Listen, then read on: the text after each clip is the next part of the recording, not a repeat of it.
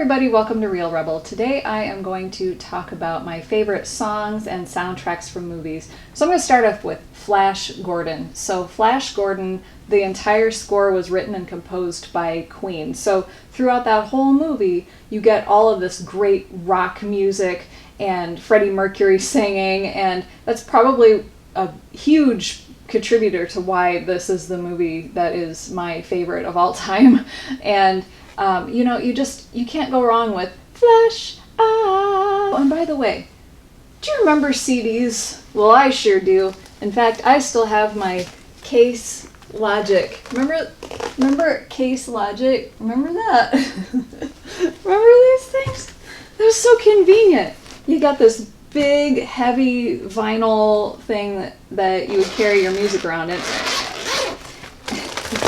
And all your music was inside. We didn't put our music in these and conveniently carry it around. No. We had upgraded from, when I say we, I'm referring to the children of the 1980s and 1990s, where we had upgraded from cassette tapes over to CDs. And CDs were so wonderful because you didn't have to rewind them. You could just go to the track you wanted. They were amazing, and the sound quality was great. So I just pulled out a soundtrack here. This is Muriel's Wedding, and it's full of several ABBA songs. And when I first heard this and saw the movie, that's when I became an ABBA fan. And I'm gonna go run and hide now. Alright, so Rocky Horror Picture Show. So if you've never seen the Rocky Horror Picture Show, you should go see it once everything is back to normal and we can do midnight showings again. I haven't been to one in years, but they're a lot of fun. And there's a lot of audience interaction with this cheesy little 1975 film.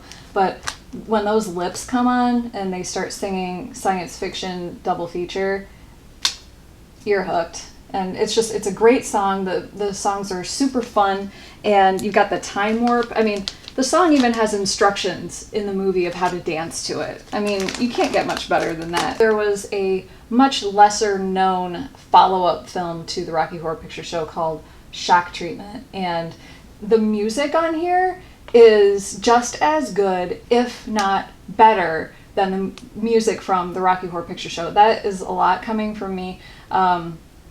I mean, you can't go wrong with a song called Bitchin' in the Kitchen. Also, Labyrinth. So, Labyrinth. This was my introduction to David Bowie. And as you can see, still in my gigantic CD case that I never use anymore, but keep it around as some sort of a relic from a former era. So, Bowie,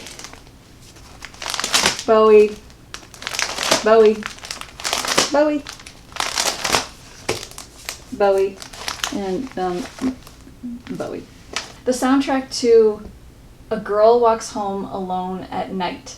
Now, this is a horror film. I just saw it for the first time last year. It's a really good movie, and there's a song in it in particular called Death by the band White Lies, and it fits so well with the scenes in this movie that it is a horror film, but it kind of ends up being a romance. And at the end, these two characters, they dance to this song a lot, and it fits so well. And it's one of those songs Mr. ReelRebel just can't get enough of listening to, and so I know when it gets to the end of that song, he just wants to hit repeat so badly.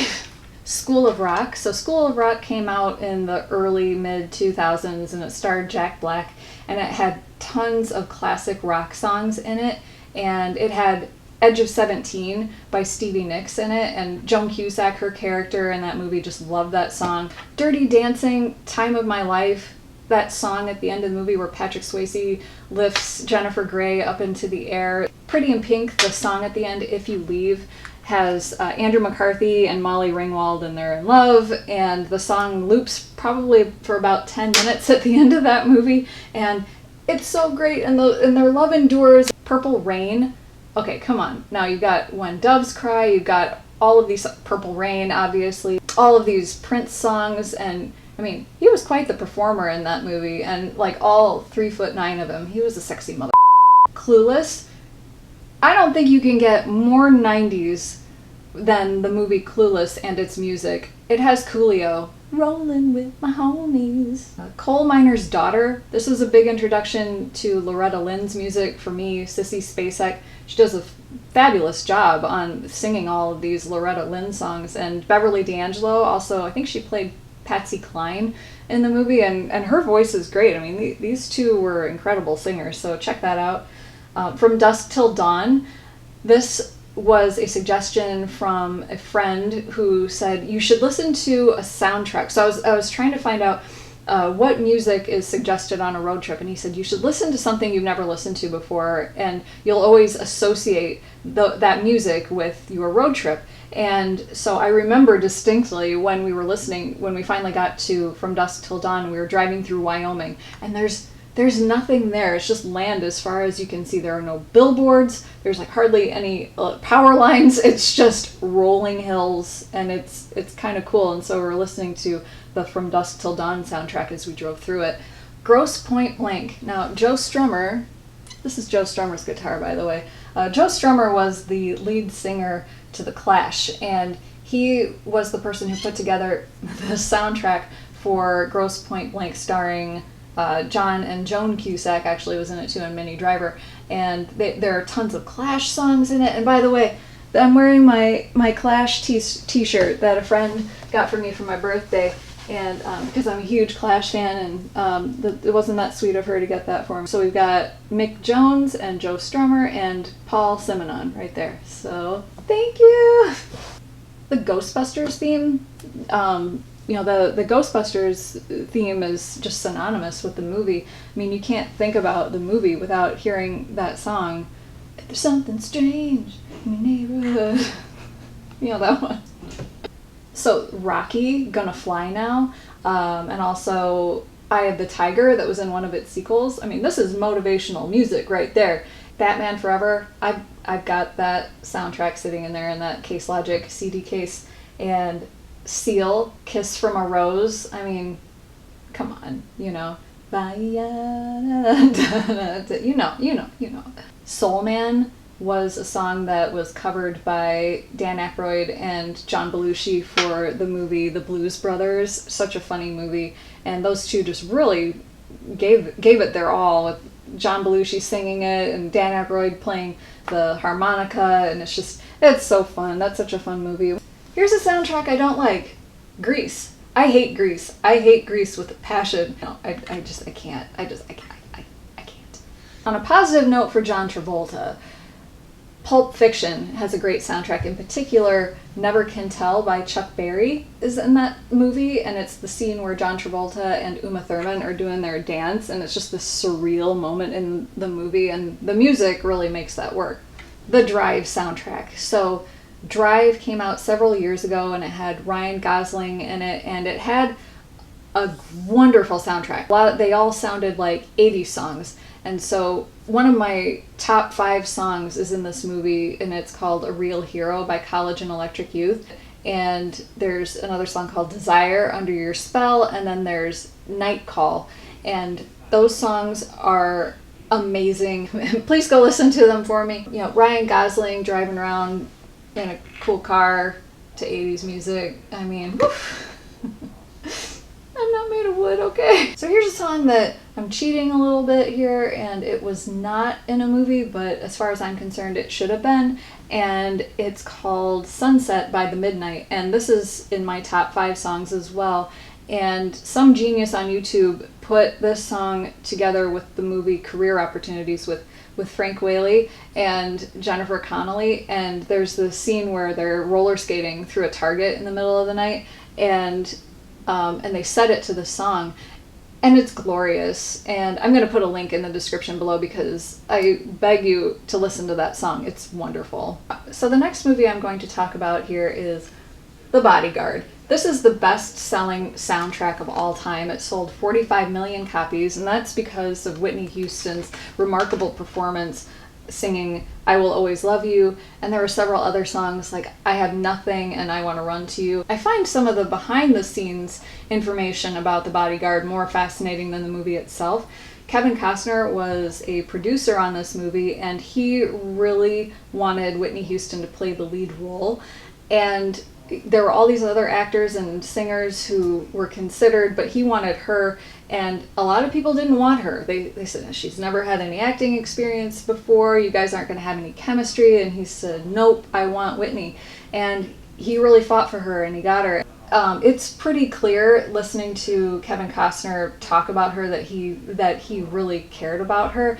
And I watched the eulogy that he delivered. He did her eulogy, and it's on YouTube. It's 20 minutes long. I'll put a link in the description below. And the way that he talked about her, it's clear that he had very, very strong feelings for Whitney Houston. And he tells a story about how when she was auditioning, she never felt comfortable. She told him many times that she never felt like she was pretty enough. She didn't feel like she was good enough. And of course, you know, we all know that wasn't true, but that wasn't how she saw herself. And she didn't feel comfortable in the stage makeup that they put on her. And so before she went into her audition, she washed it all off and put her own makeup on. But then when she was doing her audition, all of the makeup melted off because of all those hot lights, and it's just not the right makeup to use. And so she was devastated, and she said, oh, I blew it, you know. And to Kevin Costner, as the person who consoled her, if you ever do hear any interviews of Kevin Costner when Whitney Houston is brought up, the affectionate way that he talks about Whitney, it's evident that he loved her in some way. And it honestly doesn't take a rocket scientist to figure that out, and I don't think he could hide it, and I don't think he tried to hide it either. I don't necessarily think anything happened with the two of them off set, but there was certainly a platonic love between the two of them, I believe. I don't know, maybe that's just the romantic in me. You know, I get mushy too. You know, I'm not just about horror films, okay, people? There's a soft side to me too. And that's probably why this film was such a smash hit, is that people picked up on that chemistry between the two of them. A lot of the critics really didn't like it, except for Roger Ebert. So Roger Ebert saw the good in this movie and the spark between the two leads.